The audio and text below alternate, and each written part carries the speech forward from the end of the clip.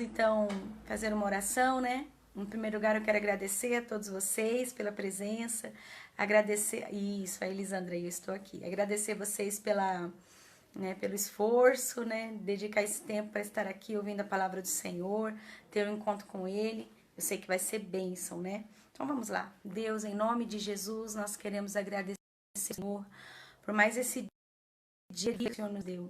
Obrigada, Pai, porque em todas as coisas a gente vê as suas mãos nos guardando, nos protegendo. Obrigada, Deus, porque o Senhor tem cuidado de nós, o Senhor tem cuidado das nossas vidas, o Senhor tem nos ensinado, tem nos protegido, nos guardado a nossa família, guardado aquele que nós amamos. Muito obrigado por isso, Senhor. Queremos pedir por essa palavra que vai ser ministrada hoje, que ela, Senhor Deus, não seja só mais uma palavra no nosso coração, que não seja somente mais um culto online, Deus, que não seja nada disso, Pai, mas que seja, Deus, em nome de Jesus, um momento, Pai, onde a sua palavra vai nos edificar, vai nos exortar, vai nos fazer crescer, vai nos ensinar, e a gente possa, Senhor Deus, ter tudo que a gente vai ouvir hoje guardado para sempre no nosso bom depósito, para que quando precisarmos, Senhor Deus, colocar em prática, nós saibamos onde buscar. Espírito Santo, revela a tua palavra a cada um de nós. E não deixa, Deus, eu falar nada do que eu penso, do que eu sinto, do que eu acho, porque, Senhor Deus, o que importa é a tua palavra, Deus. Faz de mim uma com o Senhor, Espírito Santo, para que eu possa ser seu instrumento neste momento. Abençoe a cada um que está aí do outro lado, Deus, participando do culto, não assistindo, né, Deus? Participando desse culto ao Senhor. Que o Senhor abençoe seus lares, suas famílias. Que o Senhor abençoe cada homem, cada mulher, cada jovem que está aqui. Que o Senhor abençoe, Senhor Deus, em especial nosso irmão Emerson, a família dele. Nós apresentamos todos eles diante do teu altar. Que o Senhor abençoe e cuide em nome de Jesus, Senhor. Amém. Amém, meus amados. Bom, nós estamos aí já com 9 pessoas. Vai compartilhando, vai convidando. Quanto mais pessoas ouvindo a palavra do Senhor, né? Muito melhor. Então, vamos lá.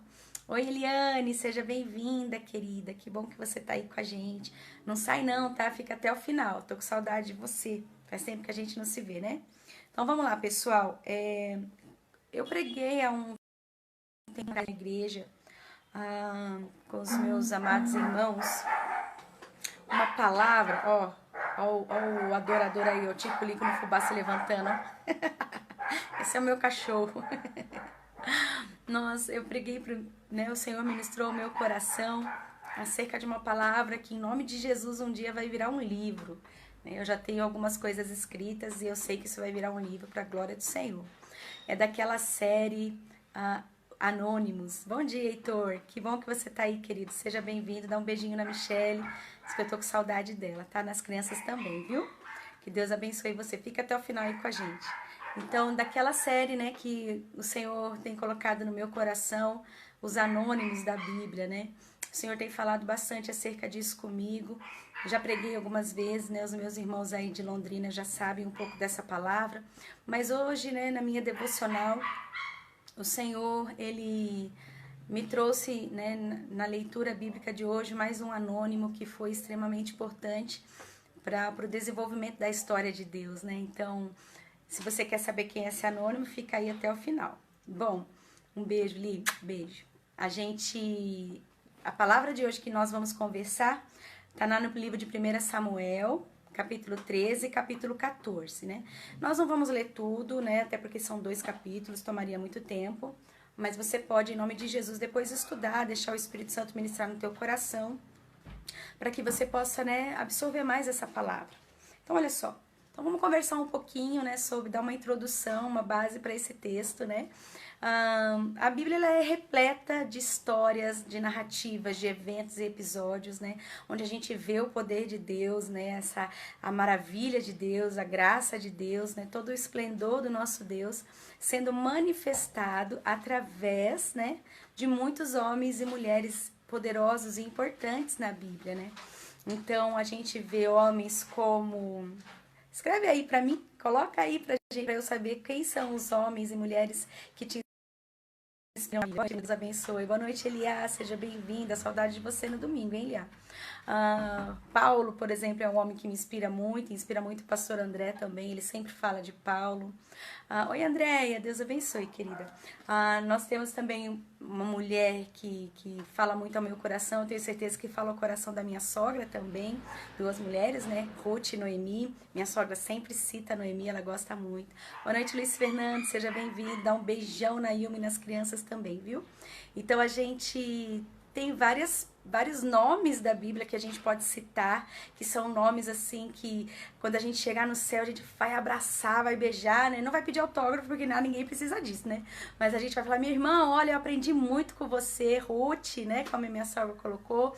Minha irmã, aprendi muito com você, minha irmã, você me inspirou muito. Porque através desses homens e dessas mulheres, Deus, né, exaltou o seu próprio nome, né? Fazendo obras incríveis, obras tremendas na vida deles, né?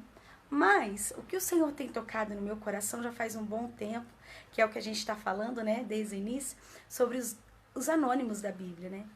Quem são? O que são esses anônimos? Quem são esses anônimos, né?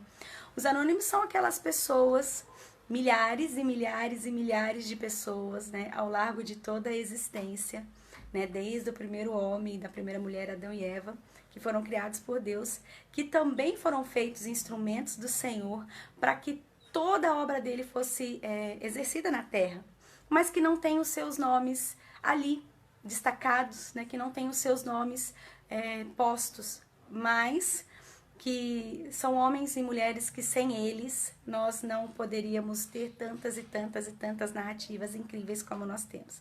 Seja bem-vindo, viu, Graciliano? Deus te abençoe. Então hoje nós vamos falar sobre esses anônimos, né? Talvez assim você e eu, muitas vezes a gente se sente como um anônimo dentro da igreja, né? Parece que tem um sentido pejorativo. Quando eu digo sentido pejorativo de ser anônimo, é um sentido ruim. Parece que nós, às vezes, a gente se sente sem importância. E anônimos, inclusive, para o próprio Deus, né? Bom dia, Alex e Simone, Deus abençoe. Não sei qual dos dois está aí, a gente dá boa noite para os dois. Bom dia, não, boa noite. Boa noite, Rose, Deus abençoe, querida, saudade de você, viu, pastora? Então, pessoal, a gente pensa assim, eu não sirvo para nada, ninguém me vê, ninguém me nota, né? Eu não realizo coisas grandes, eu não realizo muitas coisas, né? Eu não faço nada para Deus. E às vezes você se sente como um anônimo no sentido pejorativo, né? Como eu tenho falado. Mas hoje o Senhor vai mostrar para nós que o anônimo na Bíblia ele não tem nada de pejorativo, ele não tem nada de inferior, ele não tem nada de menos, ele não é um baixo escalão dentro do reino de Deus. Ao contrário, o anônimo ele é a base de tudo. Sem os anônimos da Bíblia, nenhuma história poderia acontecer. Sem aqueles que trabalham nos bastidores, sem aqueles que organizam, que preparam, que recebem, que recolhem, nada do que está aí de narrativa poderia ter sido feito. Então hoje a gente vai falar de um anônimo muito importante. E eu quero que você se espelhe na história desse anônimo, assim como eu me espelhei também hoje, quando o Senhor ministrou meu coração. Tia Helena, seja bem-vinda, querida. Um abraço para você, viu? Seu sobrinho lindo, maravilhoso, continua aqui, firme e forte, engordando como sempre, viu? Então vamos lá, pessoal. O contexto histórico desse anônimo que nós vamos aprender hoje. Esse anônimo, ele viveu na época do rei Saul, né? Lá no comecinho da história do reinado de Saul. Ali em Israel, né? Na época em que Israel era um povo bem capachinho, né? Bem capachinho mesmo dos filisteus, né? Eles eram escravos praticamente dos filisteus. Então os filisteus sempre sitiavam Israel, sempre quando os fazias de escravo, né, cobravam altos impostos. Os filisteus eram um povo que massacrava mesmo Israel. Boa noite, Edilene, seja bem-vinda, querida. Deus abençoe em Portugal, viu? Então, os filisteus eram um povo dominador, né? Era um povo que colocava sobre Israel um jugo, um opróbrio. E nesse episódio que nós vamos falar sobre você já vai descobrir quem é. E eu tenho certeza que você vai se encantar com a história desse anônimo e você vai querer ser igualzinho. Boa noite, Carlinhos, seja bem-vindo. Dá um beijinho na Manu, viu? Gente, tô me sentindo uma deputada, uma vereadora. Então, nessa época, pessoal, uma guerra, né, estava iminente, né? Os filisteus, quando souberam da unção do rei Saul, eles ficaram desesperados, né? E quiseram mostrar para os israelitas quem é que mandava no pedaço. Quem era o dono da boca ali, né? Eles não queriam ceder espaço. Eles não queriam dar nenhuma margenzinha para que o povo de Israel crescesse, para que o povo de Israel soltasse as asinhas. Então, o que que aconteceu? Os filisteus se levantaram, né, para impor o temor e o terror de novo para o povo de Israel. Só que eles não contavam com a astúcia do Senhor, né? Levantando grandes homens, entre eles Saul, Jonatas e o nosso anônimo de hoje. Bom, quando eles foram se preparar para a guerra, eles acamparam numa cidade fronteiriça ali de Israel chamada... deixa eu ver se eu me recordo, só um minuto, vou pedir ajuda para os universitários aqui. A ver. Bom, não me lembro. Não coloquei o nome da cidade que era fronteiriça. Bom, mas era fronteira, isso é que importa, né? Os detalhes geográficos a gente deixa para o professor de geografia. Eles acamparam ali nessa cidade com Israel, olha só, com 30 mil carros de guerra. Que eram aqueles carros, sabe quando tem filmes antigos que a gente vê as pessoas, tipo numa espécie de carruagem, os cavalos puxando à frente? Bom, 30 mil carros de guerra, era como se fossem os tanques de hoje, né? Super alta geração, alta tecnologia, 30 mil. Lembra que eu falei no culto de domingo que só os filisteus, eles manipulavam a arte do ferro, né? De fabricar lanças, fabricar espadas, só os filisteus faziam isso. E os carros eram feitos com esse material. Israel não tinha nada, Malemar tinha uns calcanhar rachado, né? Só isso que eles tinham. E além desses 30 mil carros de guerra, eles tinham 6 mil cavaleiros, né?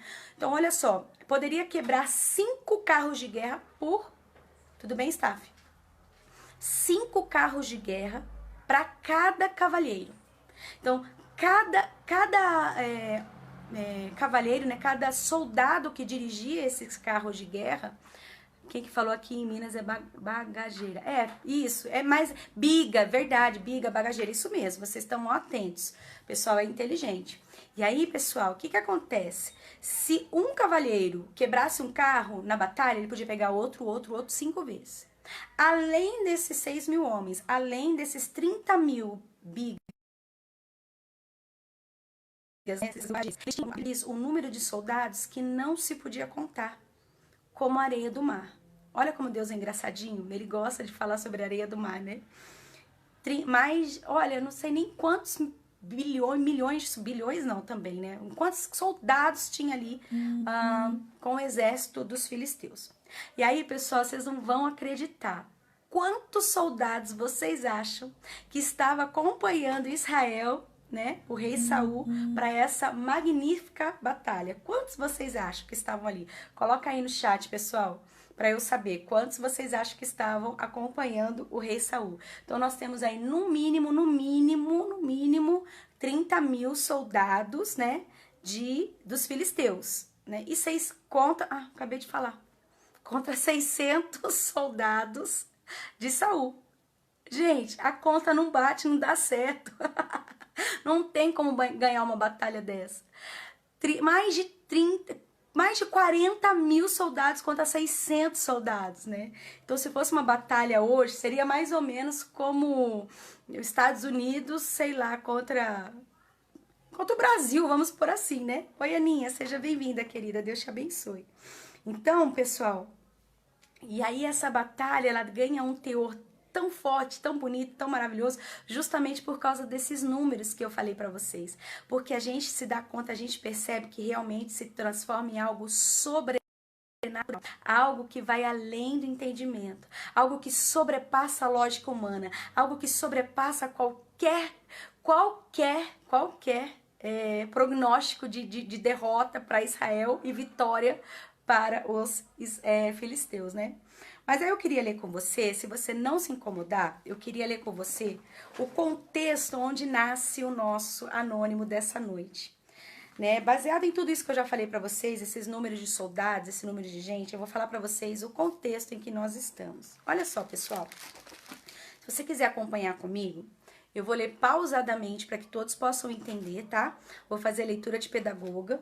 1 Samuel, capítulo 14, a gente vai ler do 1 até o versículo, deixa eu ver, Nós vamos ler do 1 até o 23. Então, não perca a leitura, se concentra, tá bom? Para você não se distrair. Olha só. Sucedeu que um dia disse Jonatas, filho de Saul, ao seu jovem escudeiro: vem, passemos a guarnição dos filisteus. Guarnição, pessoal, é acampamento, tá? Passemos ao acampamento dos filisteus que está do outro lado. Porém, não deixou que ninguém do seu próprio acampamento soubesse. Saul se encontrava na extremidade de Gibeá, debaixo da romeira em Migron, e o povo que estava com ele era cerca de 600 homens. Aias, filho de Aitube, irmão de Icabó, todos os nomes bem bacaninhas, se tiver alguém grávida aí, ó, fica a dica, tá? Filho de Finéias, filho de Eli, sacerdote do Senhor, em Siló, trazia a estola sacerdotal. O povo não sabia que Jonatas tinha ido. Entre os desfiladeiros pelos quais Jonatas procurava passar o acampamento dos filisteus, deste lado havia uma penha íngreme. Gente, penha íngreme é penhasco, tá? Havia um penhasco e do outro lado um outro penhasco. Um se chamava Bozés e outro Sené. Gente, um dia eu vou trazer uma pregação sobre os nomes deste penhasco, tá? Bozés significa lugar que brilha e Sené significa lugar de espinhos. São dois momentos na vida de todo guerreiro do Senhor, mas outro dia eu falo sobre isso. Uma delas de Quimas e a outra sul, de fronte de Gebá. Agora que a história fica interessante, presta atenção, hein? Olha bem aqui, escuta direitinho. Gruda esses ouvidos aí no celular ou no computador pra você não perder nada. Disse, pois, Jonatas ao seu escudeiro: vem, passamos ao acampamento desses incircuncisos. Porventura o Senhor nos ajudará nisso, porque para o Senhor nenhum impedimento há de livrar com muitos ou com poucos. Então o seu escudeiro lhe disse: olha que gracinha, olha que bonitinho. Faça tudo segundo o seu coração se inclinar, meu Senhor. Eis-me aqui, estou contigo, à sua disposição. O que o Senhor decidir será a minha decisão. Disse, pois, Jonatas: eis que passaremos aqueles homens e nos daremos a conhecer a eles. Se nos disserem assim: parai até que cheguemos a vós outros, então ficaremos onde estamos e não subiremos a eles. Porém, se disseram: subi até nós, então subiremos, pois o Senhor nos entregou nas mãos os nossos inimigos.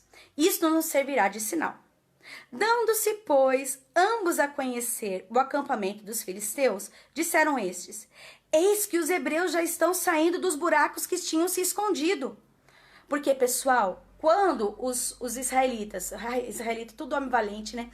Quando os israelitas viram que eles tinham mais de 40 mil homens, né? Pra vir guerrear contra Israel, sabe o que eles fizeram? Os bonitão dos Morumbi? Eles se esconderam nos buracos, nas covas, eles fugiram para as montanhas, eles se esconderam nos vales. Todos os israelitas, só não 600 que ficaram com os reis, né? Com o rei Saul. Aí ele continua assim, ó. Dando-se, pois, ambos a conhecer agora, eis que já os hebreus estão saindo dos buracos em que se tinham escondido. Os homens da guarnição do acampamento responderam a Jonatas e ao seu escudeiro: subi a nós e nós vamos dar uma lição em vocês. Disse Jonatas ao escudeiro: olha, sobe atrás de mim, porque o Senhor já entregou os nossos inimigos nas nossas mãos. Então, olha só que parte interessante. Trepou Jonatas de gatinhas, quer dizer, ele foi assim, sorrateiro. Olha lá.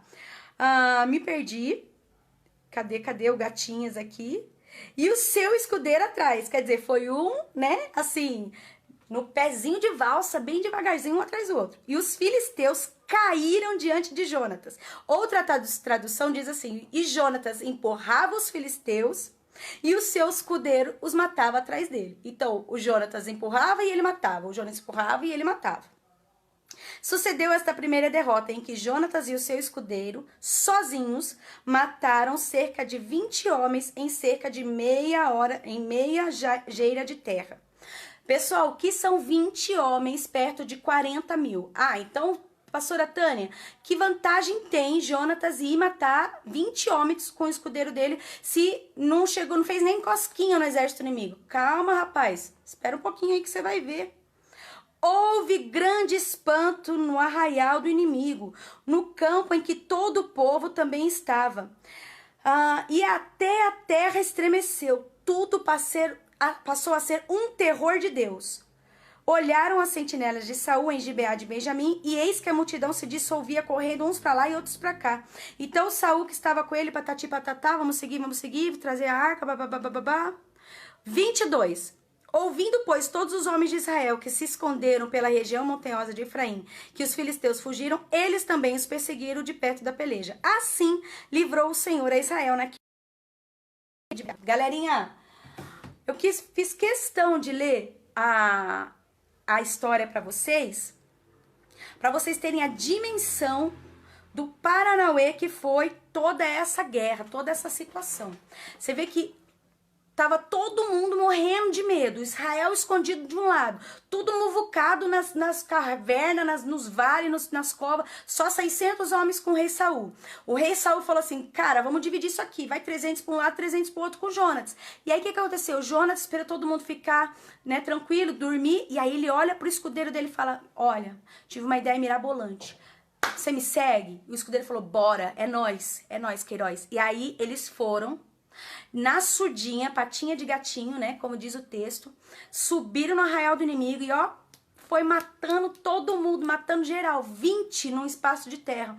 O menino derrubava e o escudeiro matava. O menino derrubava e o escudeiro matava. Bom, o que é que aconteceu nesse momento? Deus venceu, então, a batalha por causa da atitude de dois homens muito corajosos. Um é Jonatas, o filho do rei, e o outro é o anônimo, o escudeiro de Jonatas. Porque depois que eles mataram esses 20 homens, a Bíblia diz, como você leu agora, que a terra tremeu, né? Fez aquele escarcéu e virou uma confusão. Se você continuar ali no texto, virou uma confusão. Filisteu matando filisteu, caindo pra lá, caindo pra cá. E aí, o rei Saul olhou aquilo lá e falou, gente, os filisteus piraram geral, vamos correr lá. E aí chamaram esses 600 homens e foi lá, acabou com eles, matou todo mundo. E vocês nem sabem que eu vou contar uma história, um babado pra vocês aqui.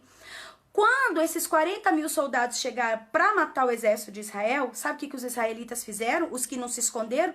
Debandaram lá para o outro lado dos filisteus, os traidores. Falaram, você é doido? Vou morrer aqui, eu vou pular para o outro lado. E aí eles descambaram para o outro lado.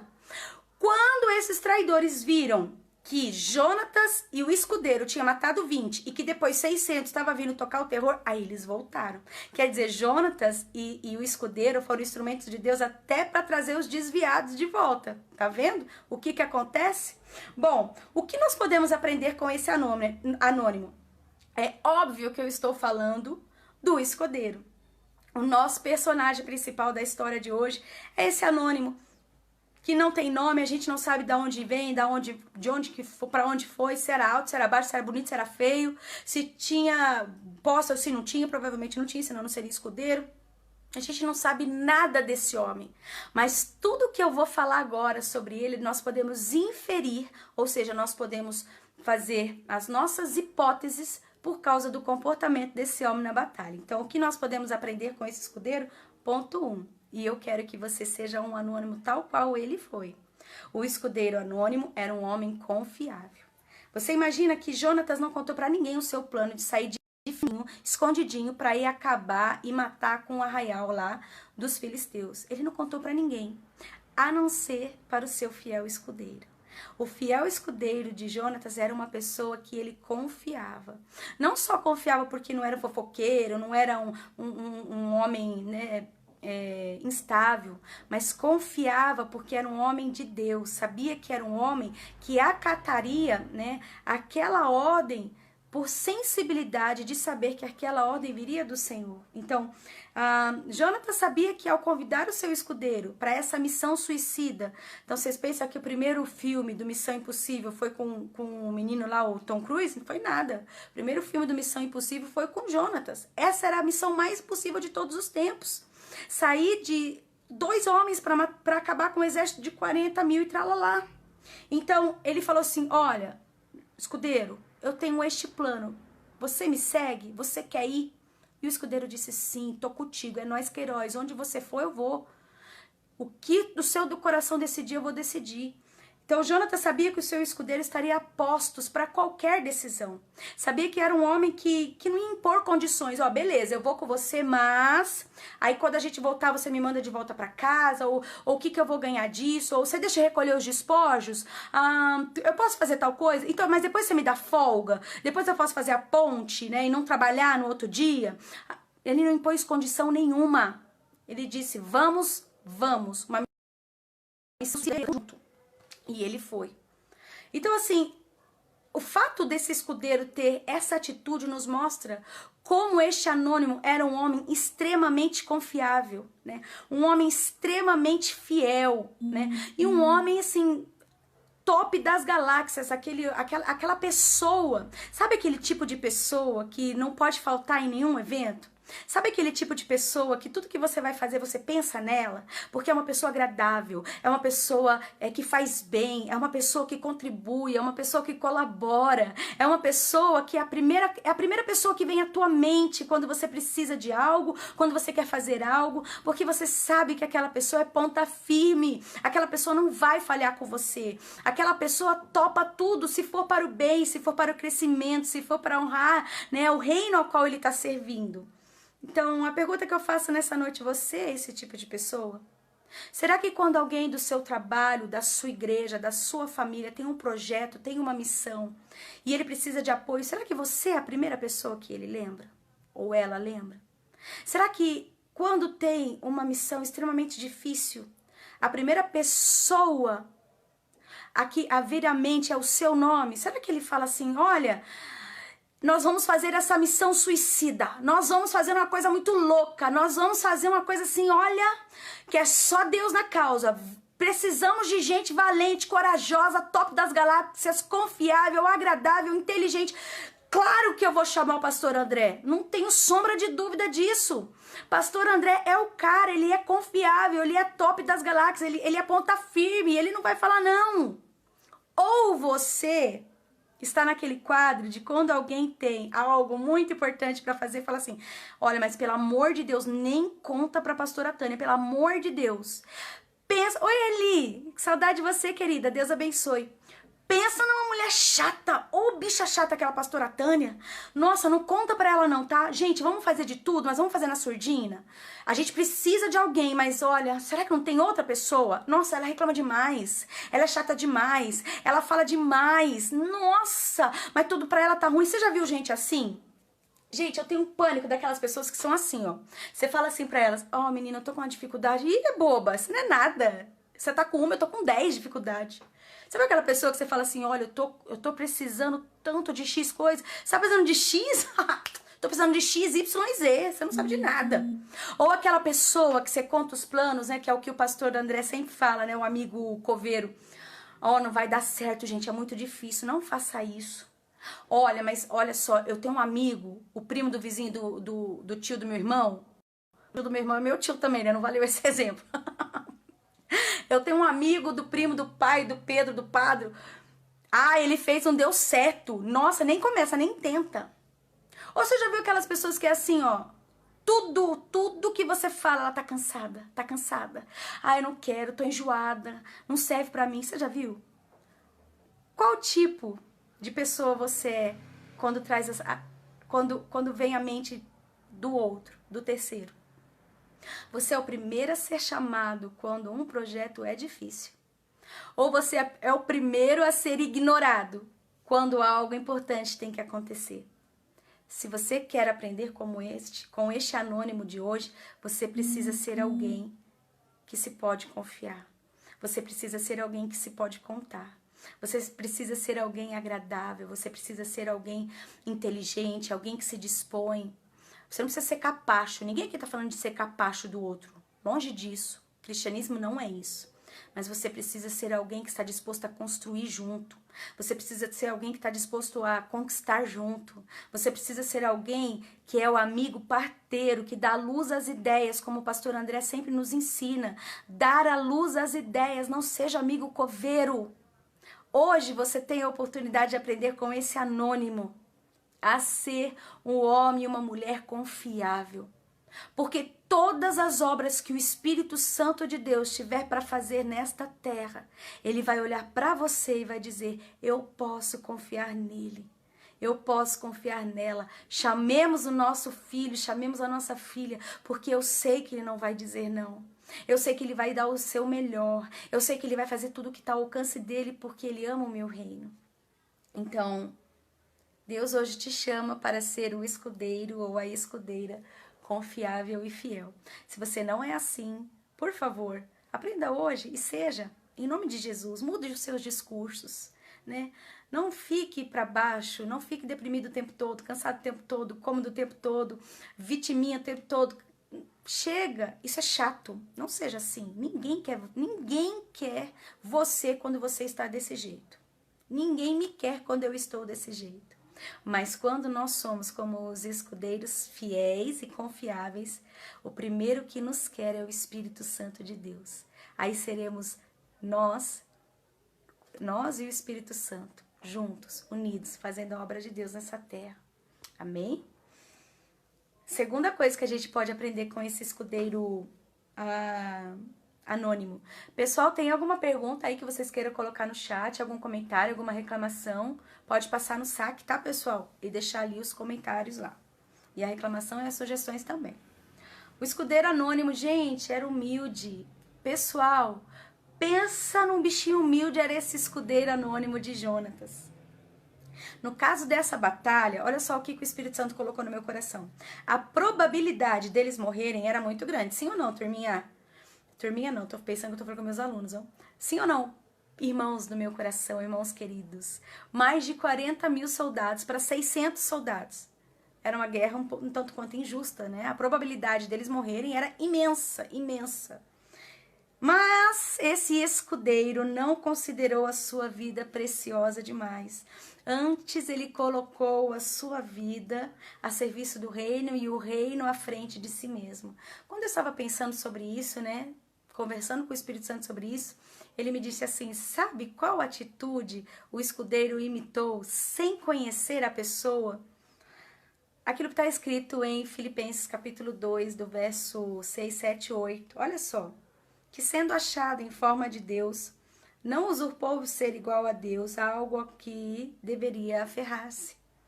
Antes, tomando a forma de servo, esvaziou-se a si mesmo, e sendo achado em forma de homem, humilhou-se até, sendo obediente até a morte. Filipenses 2, versículos 6 e 8. Oi, Kátia, linda. Deus abençoe, princesa. Filipenses 2, de 6 a 8. De quem que tá falando aqui, meus amores? Está falando de Jesus.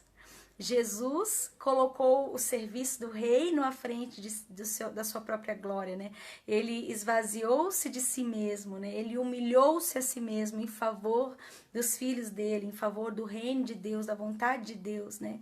E quando o escudeiro disse para Jonatas, né? Eu vou com você, não importa a minha vida, não tomarei a minha vida como algo preciosa, algo que eu tenho que aferrar-me. O que é essa vida? Vamos filosofar agora, meus irmãos, o que é essa vida, senão um momento, um piscar de olhos diante de toda a nossa eternidade. Então esse escudeiro fiel, ele disse: nada que seja meu ou eu mesmo é mais importante do que o serviço ao meu Senhor Jonatas e o meu serviço ao meu Deus, servindo a este reino. Gente, ele imitou a atitude de Jesus sem conhecer Jesus. Ele imitou aquilo que Jesus fez cerca de 2000 anos antes de Jesus vir, ou 1500 anos antes de Jesus nascer. Agora eu pergunto para vocês, cara pálida, nós conhecemos a Jesus. Jesus habita dentro de nós por meio do Espírito Santo. Nós temos todo o registro da história bíblica ao nosso favor. Nós conhecemos aquele que deixou a sua glória, deixou o trono eterno de adoração no céu pelos anjos e se fez homem, carne, ser insignificante enquanto ser humano. E veio à terra e se humilhou e foi escarnecido e usurparam da sua glória e ele foi feito maldito por mim e por você. Não se considerou mais precioso do que o amor que ele tem por nós. Não sei se ficou claro o que eu quis dizer. E nós somos conhecedores disso, podemos imitá-lo. Tanto é que o versículo de Filipenses 2 começa exatamente assim. E seja o vosso sentir o mesmo que foi de Cristo Jesus, que haja em vossos corações, em outras traduções, o mesmo sentir e o mesmo pensar que houve em Cristo Jesus. Então, neste ponto, nós devemos tirar o chapéu, a boina, a peruca, seja lá o que for, para esse escudeiro fiel que imitou a atitude de Jesus sem conhecê-lo. E eu e você conhecemos a história inteira. E às vezes nos julgamos e nos consideramos tão importantes. Tão importantes. Não posso fazer esta obra, não posso abrir mão de tal coisa, não posso deixar outra coisa, não posso negar-me a mim mesmo, não posso. Porque sou importante demais, meus sonhos são importantes demais, meus projetos são importantes demais, aquilo que eu gosto é importante demais, aquilo que eu faço é importante demais, e sempre o eu é tudo que se faz. Quando esse escudeiro, em face da morte, mais de 40 mil soldados, eu vou repetir isso até o final da pregação, 40 mil para 2, Jonatas e ele, em face da morte, em face da possibilidade real de morte, não considerou a sua vida ser mais importante do que servir ao seu Senhor e servir ao reino. Se isso não é humildade, meus irmãos, de verdade, do fundo do meu coração, com meus 41 anos de idade, eu não sei o que é. Se alguém tem uma ideia diferente do que é humildade, pelo amor de Deus, escreve aí, porque eu não sei. Para mim, o retrato mais lindo e sublime de humildade está descrito na ação desse anônimo, que ninguém sabe nem sequer o nome dele. Ninguém sabe quem é. Mas imitou a atitude de Jesus 1000 anos antes de Jesus vir à Terra. E eu e você, que nós conhecemos a história, conhecemos já Jesus, e Ele habita dentro de nós por meio do Espírito Santo. Por que às vezes nos consideramos tão importantes? Porque às vezes nos falta tanta humildade para achar que o carro é meu, a casa é minha, os bens são meus, o tempo é meu. Gente, você não é dono de nada. Pensa agora que se você fala assim para Deus, Deus, espera um pouquinho, eu ver mais 10 anos do que o Senhor planejou. Dou risada. No tempo, cara pálida. Então, meus irmãos, eu acredito que a humildade, ela precede, né? A humildade precede a essência do verdadeiro discípulo. E aí, olha só. Pronto, voltou. E aí, pessoal, tem um outro aspecto da humildade que eu pensei assim, ó. Além disso, mesmo que eles não morressem, vamos supor que por um milagre, como foi o caso, né? Eles ganhassem ali a batalha. E eles vivessem esse milagre do Senhor. O nome dele não seria lembrado. Ele estaria ali com o Jonatas, né? O Jonatas derrubando os soldados e ele matando o Jonatas derrubando ele matando, mas o nome dele não seria citado em nenhum momento. E ele, pasmem vocês, sabia disso. Ele não foi enganado. Ele sabia que ele ia chegar lá, ia ter a vitória, ia ser aquele lá, aquele vucu-vucu, aquela coisa gloriosa como foi, a ponto da terra tremer, fazer aquele negócio todo. E aí, pessoal, o que acontece? O nome dele não ia ser nem citado. E aí ele fala assim, tô nem aí. Sabe aquele louvor que ele tô nem aí, tô nem aí? Ele diz, tô nem aí. Eu não quero meu nome à frente. Eu não preciso do meu nome à frente. Eu preciso que o rei seja exaltado. Eu preciso que a vitória venha para Israel. Se for por mim, se for pelo outro, se for do jeito que for. Então, ele sabia que ele não ia ser lembrado nessa batalha. Ele sabia que o nome dele nem sequer ia ser citado, como não foi. Como não foi. Ele continuou sendo somente o escudeiro de Jonatas. E ainda assim ele disse, vale a pena morrer por essa causa. Vale a pena entregar-me por essa causa. Gente, eu não sei se vocês têm a mesma percepção que eu, mas eu tô falando de mim. Quantas vezes nós temos necessidade de ter o nosso nome reconhecido?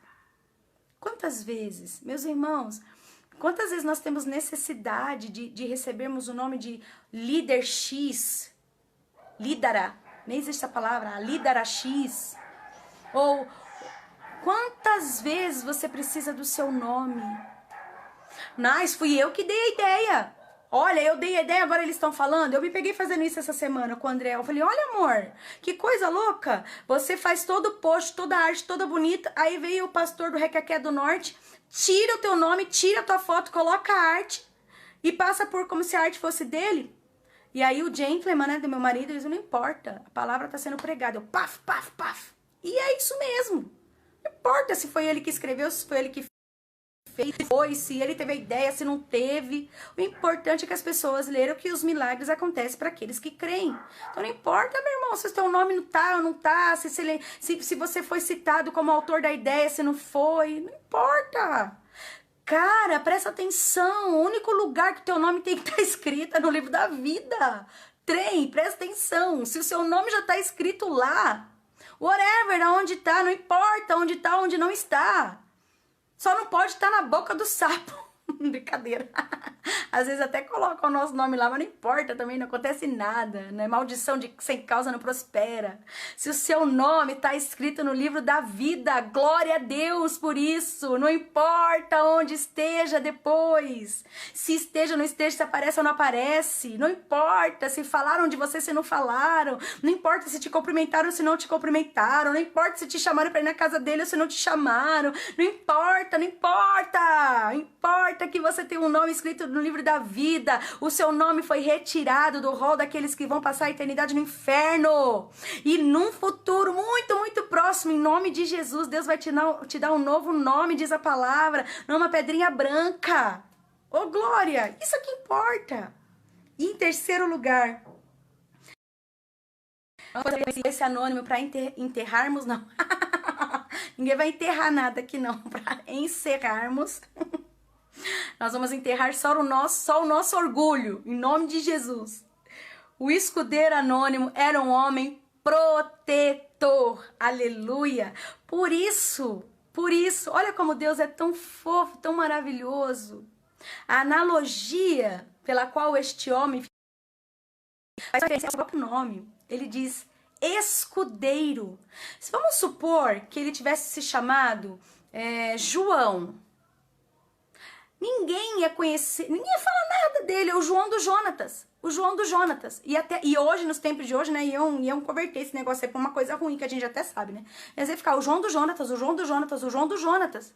Mas não, Deus permitiu que a forma como ele foi conhecido ao largo de todas as histórias do mundo era o escudeiro. Uau, que poder você ser conhecido como escudeiro. O escudeiro é o que defende, é o que vai à frente. O escudeiro é o que aguenta, é o que é forte.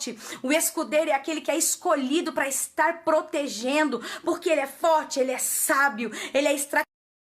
Ele sabe como trabalhar. Então Deus disse, você é o meu escudeiro. Não importa o nome que você tenha na terra, eu te conheço como escudeiro. Por isso que Deus não fez questão de falar o nome dele. Ele era o escudeiro. O que é o escudeiro? É aquele que defende a causa do rei. E neste caso, o nosso escudeiro anônimo, ele defendia o rei Saul e ele defendia o povo de Israel. Mas hoje Deus te chama para que você seja o escudeiro da igreja de Deus. Presta atenção. Defenda a noiva de Cristo, lute pela noiva de Cristo, seja o escudeiro ou a escudeira anônima do reino de Deus hoje. Proteja a palavra, proteja o evangelho contra o ataque do inimigo, proteja os teus irmãos de pecarem, cuide dele, seja o escudeiro forte do teu irmão, da tua irmã que está ao seu lado, seja o escudeiro forte do teu pastor, da tua pastora, seja o escudeiro forte dos teus adolescentes, seja o escudeiro forte das tuas crianças, seja o escudeiro forte da casa do Senhor, seja o protetor da santidade no reino, seja um escudeiro anônimo hoje em nome de Jesus. Não queira que te conheçam pelo nome, porque daqui a um tempo quem é a Tânia na fila do pão não é ninguém, nada, mas se Deus no céu me conhecer escudeira na casa do Senhor, ele vai dizer lá para os anjos lá, tá vendo Miguel, Gabriel, Rafael, sei lá quantos El tem no céu. Vou ter um rap agora, o El no céu, Rafael, Miguel. Não importa, ele vai falar assim, olha a minha escudeira. Olha ela, não tem nem tamanho de gente. Mas o inimigo vê aquele escudo, bate em retirada, porque ali tem força, ali tem fé, ali tem garra, ali tem compromisso com a palavra. Seja um escudeiro, uma escudeira anônima do reino de Deus, que ninguém saiba o teu nome em nome de Jesus. Porque se estão vendo o teu nome, se sabe quem você é, olha pra mim, olha bem pra mim agora, olha pra essa pelota preta que tá aqui. Se alguém tá vendo você, é porque o seu escudo tá pra baixo. Então eles sabem quem você é. Ah, ali tá o Ivan. Ah, ali tá a Wanda. Ah, ali... Então significa que o escudo tá pra baixo. Mas se você tá com o escudo empenhado, ninguém vê o seu rosto, significa, pessoal, que as pessoas só estão vendo a tua força em Deus. Então não importa que não conheçam o teu nome, desde que saibam que ali há um escudo forte. A palavra de Deus faz alusão ao escudo no teclado. Eu tava lendo o teclado aqui. No texto, olha só, do Salmo 21, dos salmos que eu mais gosto, diz assim, ó: Ele o cobrirá com as suas penas, e sobre as suas asas você encontrará refúgio. A fidelidade será o quê? Gente do céu, será o quê? A fidelidade será o seu escudo protetor. O próprio Deus fala de si mesmo como escudo broquel, escudo protetor. O próprio Deus, ele se metaforiza, ou seja, usa como metáfora para definir-se a si mesmo. Escudo. Se o próprio Deus diz que é bom ser escudo, se o próprio Deus diz que escudo tem a ver com amor e fidelidade, queira ser reconhecida hoje, em nome de Jesus, como escudeira na casa de Deus, independente se sabem ou não sabem o teu nome. Lute pelo reino. Gente, chega dessa palhaçada de ficar falando mal da igreja pelo Facebook. Tem irmãos que fazem tal coisa, tem irmãos que fazem aquilo. E tu, cara pálida, que não fecha sua boca, não fecha esses seus dedos pra ficar falando mal da noiva de Jesus. Protege a noiva de Jesus, protege. Não fica curtindo quando os irmãos ficam falando, pôr um texto contra a igreja, seja ela que igreja for, não importa. Se você fala mal da igreja, você não está defendendo a igreja. Essa passagem que eu li é no Salmo 91. Então, hoje Deus te chama para defender a igreja como confiável, para defender a igreja com humildade. E hoje Deus te chama para defender a igreja como um escudeiro forte, que ama a noiva e protege a noiva por amor ao Senhor. Seja reconhecido por Deus como um escudeiro e uma escudeira fiel, humilde e protetor do reino. Assim ele te dará a honra de ser feito, olha que belezura que o Espírito Santo falou. Assim ele te dará a honra de ser feito um anônimo ou uma anônima poderoso ou poderosa no reino de Deus. Deseje ser esse tipo de gente. Um anônimo e uma anônima poderosa, mas reconhecida por Deus como um escudeiro no reino do Senhor. Eu queria orar por você agora, em nome de Jesus, para que você possa receber essa palavra no teu espírito e ela possa produzir o efeito que o próprio Deus planejou para que produzisse. Amém? Deus, muito obrigada, Senhor Deus, porque a tua palavra é linda. Deus, não tem nada melhor, mais poderoso, mais profundo do que a tua palavra. Ministra-nos, Senhor Deus, através dos grandes homens e mulheres da Bíblia. Mas ministra-nos também, Senhor Deus, através daqueles anônimos e anônimas, mas que o Senhor conhece. Faz com que os nossos olhos aprendam com eles. Que nós não tenhamos desejo nem necessidade, Senhor Deus, de reconhecimento. Mas que, como ouvimos hoje, Senhor Deus, possamos ser para o Senhor como este escudeiro, Deus, que não usurpou a sua vida como algo precioso. Pai amado, mas que decidiu entregar-se como um escudeiro protetor do teu reino na batalha contra um poderoso inimigo. Faz isso, Senhor Deus, em nós também. Faz de nós escudeiros fortes, Senhor Deus, que possamos, Senhor Deus, não ser sequer vistos, que ninguém nos veja, mas que possamos estar com o escudo embanhado, protegendo o teu reino, protegendo a tua palavra, protegendo a tua santidade, protegendo, Senhor Deus, os nossos irmãos, Faz de nós um escudeiro ou uma escudeira anônima. Dá-nos essa honra, Senhor. É assim que eu oro, agradecida, Deus, em nome de Jesus. Amém. Amém, meus amores? Gente, estamos chegando mais o final desse bate-canal, né? Desse bate-tadel. E a gente